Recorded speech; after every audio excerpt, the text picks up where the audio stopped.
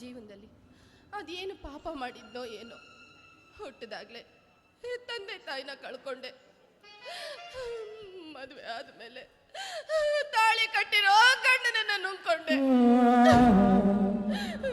ನನಗೆ ಆಸರೆಯಾಗಿದ್ದ ನನ್ನ ಅಣ್ಣಂದಿರು ನನ್ನನ್ನ ಬಿಟ್ಟು ಹೊರಟೋದ್ರು. ನನ್ನನ್ನ ಜೋಪಾನ ಮಾಡ್ಬೇಕಾಗಿರೋ ನನ್ನ ಗಂಡನೇ ನನಗೆ ಹೊಡೆದು ಬಡ್ದು ಚಿತ್ರ ಹಿಂಸೆ ಕೊಡ್ತಾ ಇದ್ದಾನೆ. ನನಗಿರೋ ಕಷ್ಟನ ಯಾರಿಗಾದ್ರೂ ಹೇಳ್ಕೊಳ್ಳೋಣ ಅನ್ನೋದಕ್ಕೆ ನನ್ನೋರು ಯಾರು ಇಲ್ಲ. ತಾಯಿ ಚಾಮುಂಡೇಶ್ವರಿ, ಪ್ರತಿನಿತ್ಯ ನಿನಗೆ ಪೂಜೆ ಮಾಡ್ತಾ ಇದ್ದೀನಲ್ಲಮ್ಮ, ನನ್ನ ಪೂಜೆಗೆ ಕೊಡ್ತಾ ಇರೋ ಪ್ರತಿಫಲ ಇದನ್ನ ತಾಯಿ. ಸಾಕಮ್ಮ ಸಾಕು, ಇನ್ ಮುಂದೆ ಆದ್ರೂ ನನ್ನ ಗಂಡನಿಗೆ ಒಳ್ಳೆ ಬುದ್ಧಿ ಕೊಟ್ಟು ಅವರು ಸನ್ಮಾರ್ಗದಲ್ಲಿ ನಡೆಯೋ ಹಾಗೆ ಮಾಡಮ್ಮ.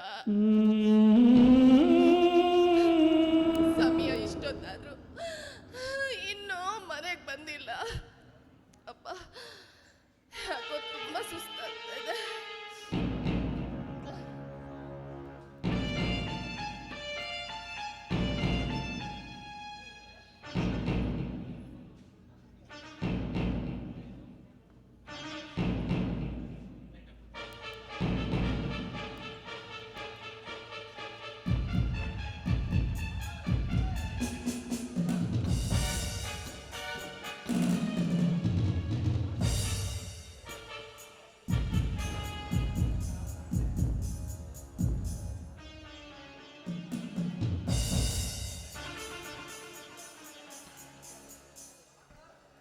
ಸುವರ್ಣ, ಸುವರ್ಣ,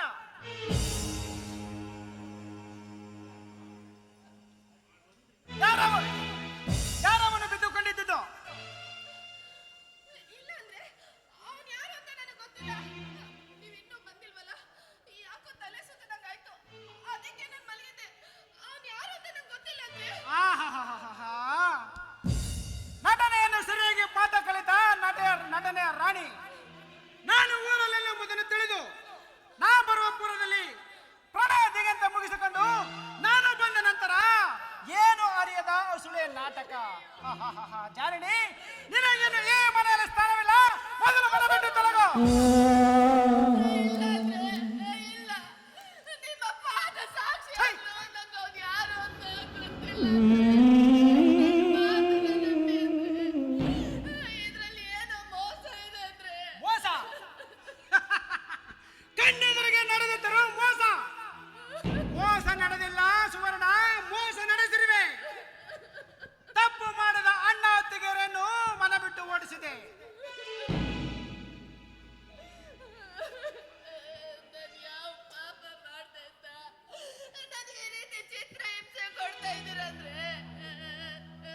ತಪ್ಪು ಮಾಡಿಲ್ಲ. ತುಂಬಾ ಗರ್ಭಿಣಿಯಾಗಿರೋ ನನ್ನನ್ನ ಈ ಅರ್ಧ ರಾತ್ರಿಯಲ್ಲಿ ಮನೆಯಿಂದ ಆಚೆಗೆ ಹೋಗೋದ್ರೆ ನಾನು ಎಲ್ಲಿಗೆ ಅಂತ ಹೋಗ್ಲಿ ಅಂದ್ರೆ? ಎಲ್ಲಿಗೆ? ನಿನ್ನ ಸುಖ ಉಂಡಿ ಹೋದರಲ್ಲ, ಆ ಸುಖ ಉಂಡ ಸಿಂಧೂರ ಲಕ್ಷ್ಮಣ ಅವನ ಹಿಂದೆ ಮಾಡು. ತಪ್ಪು ಮಾಡಿದ ಅಣ್ಣ ಅತ್ತಿಗೆರನ್ನು ಮನ ಬಿಟ್ಟು ಓಡಿಸಿದೆ ಎಂಬ ಕಾರಣಕ್ಕಾಗಿ ಹಿರಿಯಣ್ಣನು ಒದ್ದು ನೂಕಿದೆ ಬತ್ತ ಆಕ್ರೋಶಕ್ಕಾಗಿ ನನ್ನ ಸಮ್ಮುಖದಲ್ಲಿ ನೀನು ಮೈಮಾರಿಕೊಂಡೇನೆ. ಜರಣಿ, ಗುಣಗಾದಗಿ, ನಿನಗೆನ್ನು ಈ ಮನೆಯಲ್ಲಿ ಸ್ಥಾನವಿಲ್ಲ, ಒಂದು ತೊಲಗು.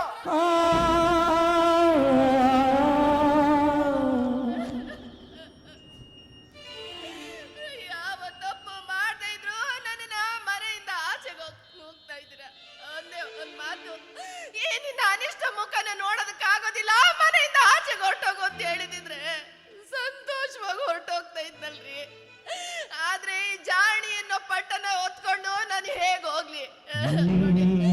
ಒಂದೇ ಒಂದು ಸಾರಿ ನನ್ನ ಹೆಂಡತಿ ಜಾಣಿ ಅಲ್ಲ ಅಂತ ಹೇಳ್ಬಿಡಿ ಅಂದ್ರೆ ಸಂತೋಷವಾಗಿ ಮನೆಯಿಂದ ಮಾಡಿದ ತಪ್ಪನ್ನು ಮಾಡಿಲ್ಲ ಎಂದು ವಾದ ಮಾಡಲು ಬರುತ್ತಿರುವಲ್ಲ, ನಿನಗೆ ನೀವು ಮನೆಯಲ್ಲಿ ಸ್ಥಾನವಿಲ್ಲ.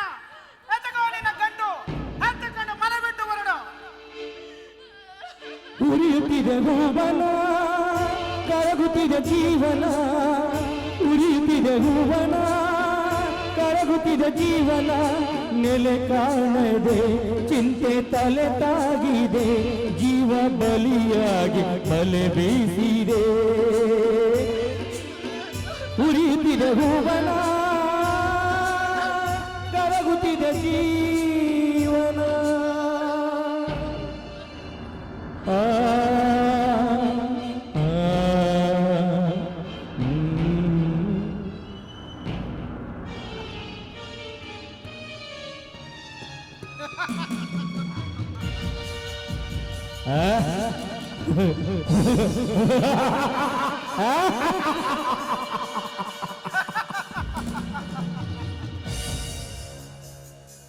ಈ ನಾರಾಜನ ವಿಷದ ಸೀಡು ಮನ ಮಂದಿಗೆಲ್ಲ ಬಂದಿತ್ತಿ ಕೇಡು ಬೇಡಗಳೆಲ್ಲ ತೊಲಗಿದವು ಇನ್ನು ನನ್ನ ಕನಸಿನ ರಾಣಿ ಭಾಗ್ಯ ಎಲ್ಲಿದ್ದರೂ ನೀನು ನನ್ನವಳಾಗಲೇಬೇಕು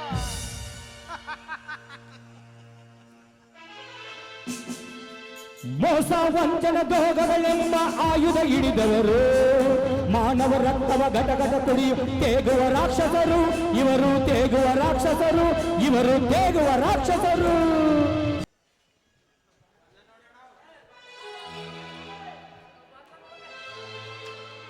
ಎಷ್ಟಪ್ಪ ನಿನ್ನ ಕೂಲಿ? 50 ರೂಪಾಯಿ ಸ್ವಾಮಿ. ತಗೋ 100 ರೂಪಾಯಿ ಇದೆ ತಗೊಂಡು. ಬೇಡ ಸ್ವಾಮಿ, ನಾನು ದುಡಿದಿರೋ ಅಷ್ಟು ಹಣ ಕೊಡಿ ಸ್ವಾಮಿ, ಅಷ್ಟೇ ಸಾಕು.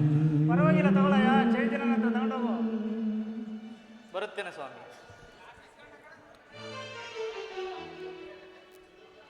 ಸುವರ್ಣ, ಅತ್ತಿಗೆ, ಅಣ್ಣ, ಓ ಮನೆಯಲ್ಲಿ ಯಾರೂ ಇಲ್ಲ, ಎಲ್ಲೋಗಿರ್ಬೋದು. ನಾಗರಾಜ್,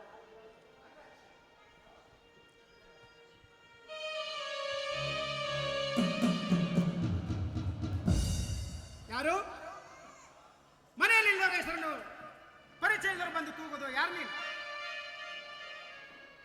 ವಾ, ಹಳೆಯ ಪ್ರೇಯಸಿನ ಹುಡುಕಿ ಬಂದ ಸೋಮಶೇಖರ. ಕೇಳಿಲ್ಲ ನಿನ್ನ ಅಣ್ಣನ ಅತ್ತಿಗೆಯ ಸಂಸಾರದ ಕಥೆಯನ್ನ?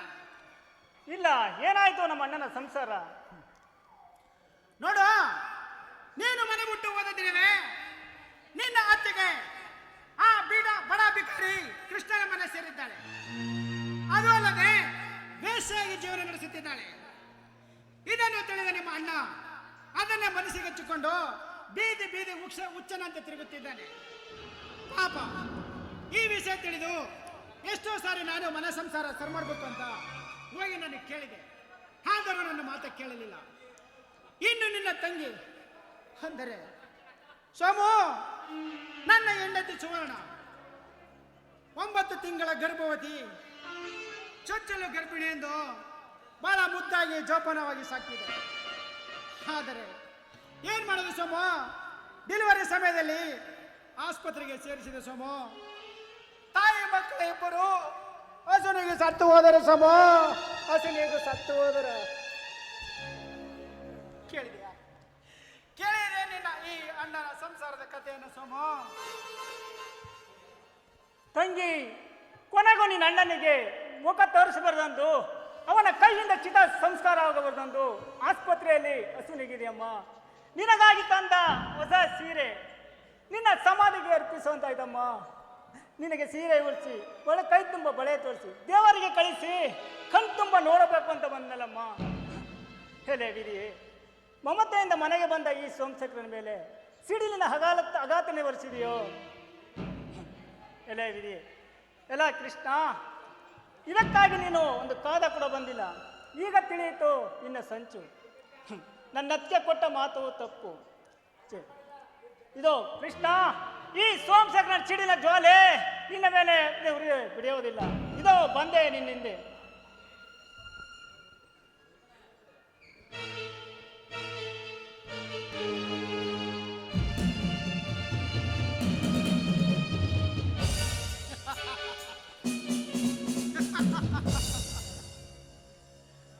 ಅವಸರದಿಂದ ಆವೇಶದ ಬಂದ ಸೋಮುವಿನ ಮನಸ್ಸಿನಲ್ಲಿ ವಿಷದ ಬೀಜ ನಾಟುವಂತೆ ನೆಟ್ಟಿದೆ.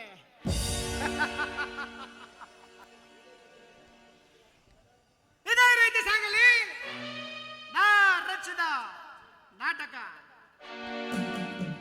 ಇವರ ಮನೆ ಸರ್ವನಾಶ ಆಗುವವರೆಗೂ